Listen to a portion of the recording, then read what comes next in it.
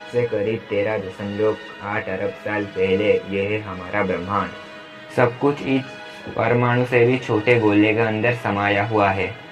इस ब्रह्मांड में जो भी होने वाला है, इस ब्रह्मांड में जो भी घटना घटने वाला है, सब कुछ इस छोटे से गोले के अंदर समाहित है। सब कुछ इस ऊर्जा के गोले के अंदर मौजूद है। यहाँ पर समय का कोई अस्तित्व नहीं है, पर दुनिया जिसे हम जानते हैं उन सब की शुरुआत होने वाली है।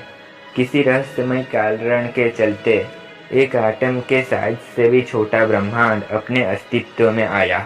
1 सेकंड के करोड़वें हिस्से जितने समय में यह ब्रह्मांड अस्तित्व में फैल गया, और इसे ही हम कहते हैं द बिग बैंग।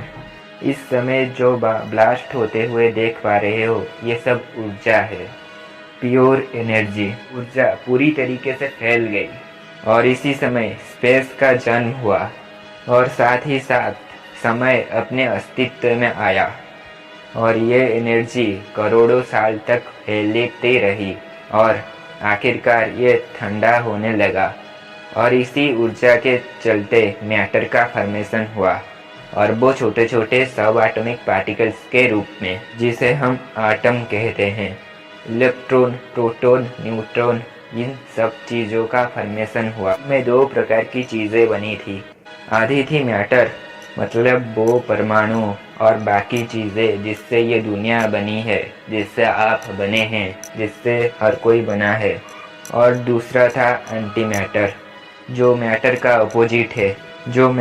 अपोजिट है। और क्योंकि एंटी मैटर मैटर का विपरीत है, जब वो आपस में मिलते हैं तब वो एक दूसरे को ख़त्म कर देते हैं। पर फॉर्चुनेटली मैटर एंटी मैटर से थोड़ा ज़्यादा था। सब खत्म होने बाद एक मैटर का गोला बच गया था। उसके विपरीत और कुछ नहीं था जो उसे ख़त्म कर सके, और उसका विस्फोट हो गया, जो कि हम लोगों के लिए बहुत ही लकी था, क्योंकि इसी एक गोले से एक बहुत ही बड़ा दुनिया बनने वाली है।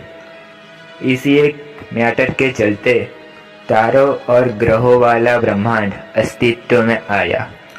शुरू की बिग बैंग की चलते ये ब्रह्मांड अस्तित्व में आया, और मैटर के गोले का इस विस्फोट होने से ब्रह्मांड के अंदर की चीज़ें अस्तित्व में आए। उस गोले के ब्लास्ट होने के बाद सब कुछ ठंडा हुआ, और आखिर में जाकर सब कुछ बनना शुरू हो गया।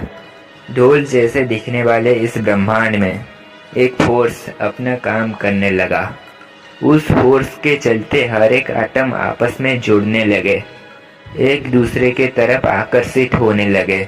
और ये फोर्स ये और कोई फोर्स नहीं, यह है ग्रेविटी। शुरुआत में इस ब्रह्मांड में ज़्यादातर हाइड्रोजन एटम एग्जिस्ट करते थे। ग्रेविटी उस हाइड्रोजन एटम को आपस में कंप्रेस करने लगा। जिस जगह हाइड्रोजन के परमाणु ग्रेविटी के चलते सामने आते थे, जगह का तापमान लाखों डिग्री तक पहुंच जाता था।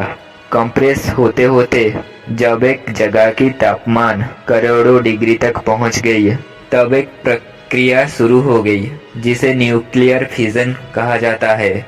उससे बहुत ही ज़्यादा एनर्जी निकली, और उस समय इस ब्रह्मांड का पहला तारा अस्तित्व में आया, और इस तारे को अपना एक दोस्त मिल गया। और इसी प्रक्रिया में शुरुआत में 200-300 तारे बने, और लाखों साल के अंतराल करोड़ों तारे अस्तित्व में आए। जी हाँ, यही वो तारे हैं जो रात को आसमान में आप सब देखते हैं।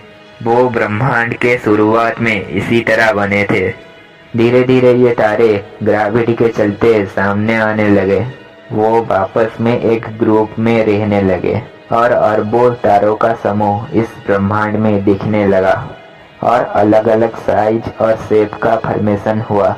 वो नज़ारा कुछ ऐसा दिखता है, और इन्हें कहते हैं गैलेक्सी। इसी तरह अरबों गैलेक्सी यानी आकाशगंगा का जन्म हुआ, और इसी गैलेक्सियों का समुद्र में कहीं बीच में एक ऐसी गैलेक्सी बनी जिसका नाम है द मिल्की वे, यानी वो गैलेक्सी जिसमें हम और आप मौजूद हैं। इस गैलेक्सी के अंदर खरबों तारे मौजूद थे, पर कुछ डस्ट अभी भी बचा हुआ था जो कि स्पेस में तैर रहा था। पर हजारों सालों के अंतराल में ग्रेविटी अपनी पावर दिखाने लगी। जो डस्ट मौजूद थी वो भी ग्रेविटी के चलते आपस में सामने आने लगे और ऐसी परिस्थिति के बीच में बहुत सारी प्लैनेट्स यानी ग्रह बनने लगे। सारी एस्ट्रॉयड जैसी दिखाई देने वाला टुकड़ा ग्रेविटी के चलते आपस में मिलने लगे और इन्हीं ग्रहों के बनने के दौरान एक रॉकी प्लैनेट भी बनने लगा, यानी ऐसा ग्रह जिसका सतह सॉलिड था और किसे पता था इसका नाम होने वाला है अर्थ यानी धरती, जिसमें आपका और मेरा जन्म होने वाला है। सारे टुकड़े आपस में जुड़ के प्लैनेट तो बन गए, पर वो बचे कुचे प्योर हाइड्रोजन एटम थे वो भी मिलने लगे। जैसा कि मैं तारे के निर्माण के बारे में बताया था, बिल्कुल वही घटना यहाँ पर हुई। कुछ बचे हुए हाइड्रोजन से एक छोटा सा तारा बनने लगा। सारे हाइड्रोजन आपस में करीब आने लगे और इतनी टेम्परेचर बढ़ गई कि न्यूक्लियर फिजन की शुरुआत हुई। एक नया तारा जिसका नाम है सूरज, उसका जन्म हो गया। जब ये सूरज बना तब वे बहुत ही तेज सोलर विंड को इरथ किया।